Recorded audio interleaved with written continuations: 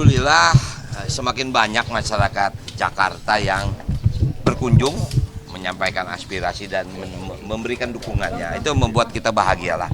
Sekali lagi kami tadi berdiskusi dan kita juga saya bicara tentang visi misi. Mudah-mudahan dalam waktu yang dekat ini masyarakat Jakarta bisa bergerak dan bisa menyampaikan hak aspirasinya melalui sebuah pilkada yang sangat bahagia.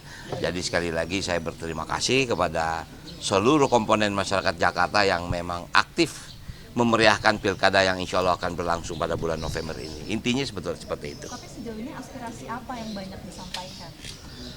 Tentu banyak problem di wilayah masing-masing yang berbeda-beda. Misal ada wilayah yang masalah air menjadi problem utama, macet, kemudian sanitasi, kemudian dengan perumahan kumuh, kemudian banjir. Tentu berbeda-beda. Walaupun sebetulnya secara demografi Jakarta kami sudah tahu, sudah kami pelajari, tinggal kita eksekusi yang mana.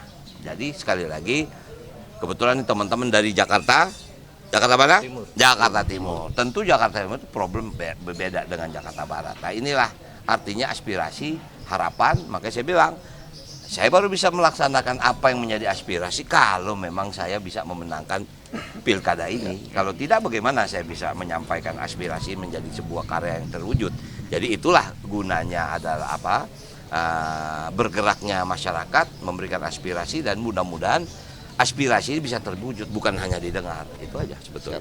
Bang Dul, Ya. kemarin kan Bang Dul kan sempat menjelaskan ada 11 program prioritas. Nah, 2 diantaranya itu polusi udara dan juga air. Air pertama, kemudian udara pertama, macet pertama, lingkungan kumuh pertama, perumahan murah itu sebetulnya menjadi pertama semua. Sehingga kita mau mulai mana?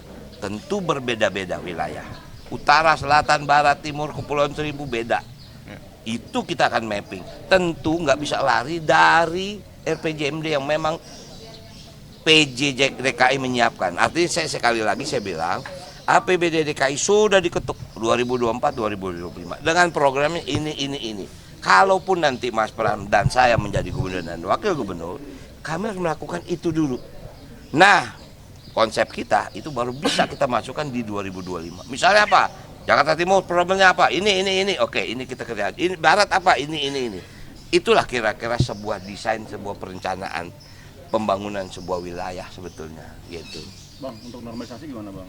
Jakarta Timur kan sejauh ini kan ada pemberhentian normalisasi nih. Betul. Lanjutan itu gimana? Betul. Harus dilanjutkan. Tapi sebetulnya daerah aliran sungai itu bukan hanya wewenang Pemda, juga pusat.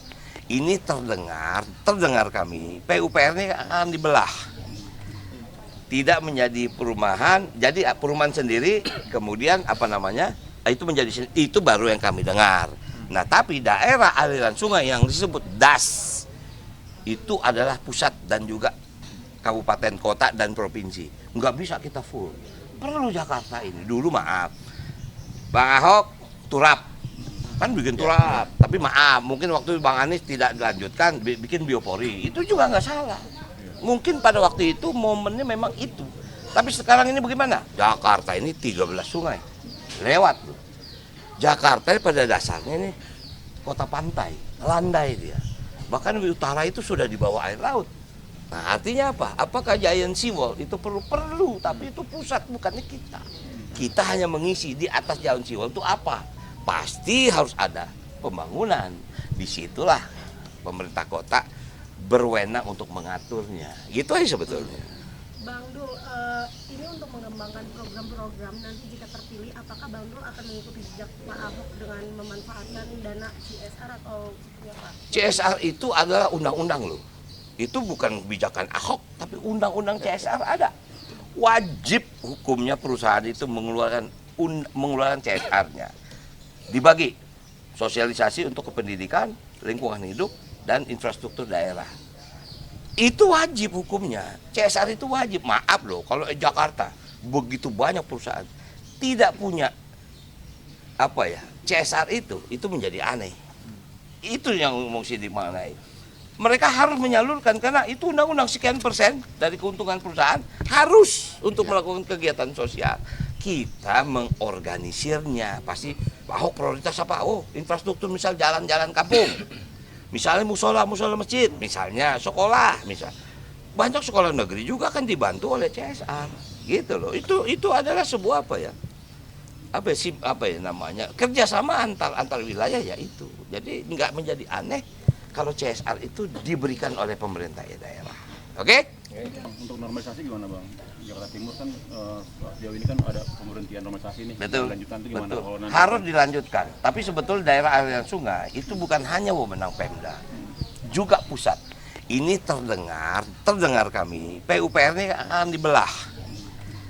Tidak menjadi perumahan, jadi perumahan sendiri, kemudian itu baru yang kami dengar. Nah, tapi daerah aliran sungai yang disebut DAS itu adalah pusat dan juga kabupaten, kota, dan provinsi. Nggak bisa kita full. Perlu Jakarta ini. Dulu maaf, Bang Ahok turap, kan bikin turap. Tapi maaf, mungkin waktu Bang Anies tidak dilanjutkan, bikin biopori. Itu juga nggak salah. Mungkin pada waktu itu momennya memang itu. Tapi sekarang ini bagaimana? Jakarta ini 13 sungai. Lewat loh. Jakarta pada dasarnya ini kota pantai, landai dia. Bahkan di utara itu sudah di bawah air laut. Nah, artinya apa? Apakah Giant Seawall itu perlu, tapi itu pusat, bukannya kita. Kita hanya mengisi di atas Giant Seawall itu apa? Pasti harus ada pembangunan. Disitulah pemerintah kota berwenang untuk mengaturnya. Gitu aja sebetulnya. Bang Dul, ini untuk mengembangkan program-program nanti jika terpilih, apakah Bang Dul akan mengikuti jejak Pak Ahok dengan memanfaatkan dana CSR atau seperti apa? CSR itu adalah undang-undang loh. Itu bukan kebijakan Ahok, tapi undang-undang CSR ada. Wajib hukumnya perusahaan itu mengeluarkan CSR-nya. Dibagi sosialisasi untuk kependidikan, lingkungan hidup, dan infrastruktur daerah. Itu wajib hukumnya. CSR itu wajib. Maaf loh, kalau Jakarta begitu banyak perusahaan tidak punya CSR itu menjadi aneh. Itu yang mesti dimaknai.